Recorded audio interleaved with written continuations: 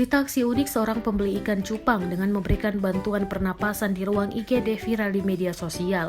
Diketahui cerita ini dibagikan oleh seorang warganet bernama Nathaniel Catherine Franz Pedersen di akun TikTok pribadinya @pdrsn sekitar 5 hari yang lalu. Nathaniel mengaku awalnya melelang ikan cupang miliknya di akun Instagram miliknya.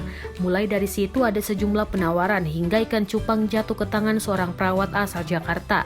Ia berani menebus ikan cupang milik Nathaniel sebesar 350.000. Perempuan yang sekarang tinggal di Pulau Dewata, Bali ini meneruskan ceritanya. Nathaniel kemudian mengemas ikan cupang dengan baik supaya diterima oleh pembeli dengan aman. Ia memanfaatkan styrofoam, bubble wrap, dan kardus untuk memberikan perlindungan kepada ikan cupang kirimannya. Diketahui pembeli tersebut meminta Nathaniel mengirimkan ikan cupang pesanannya ke sebuah rumah sakit di Jakarta tempat bekerjanya.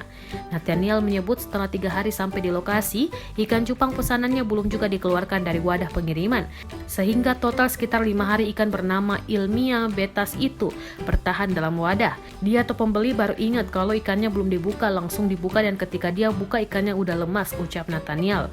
Kemudian pembeli itu melakukan hal yang tak terduga, bahkan membuat Nathaniel kaget dan tertawa geli keheranan. Akhirnya ikan cupang dimasukkan ke dalam ruang IGD, terus dipakein oksigen dari tabung. Dia mengirim videonya ke saya.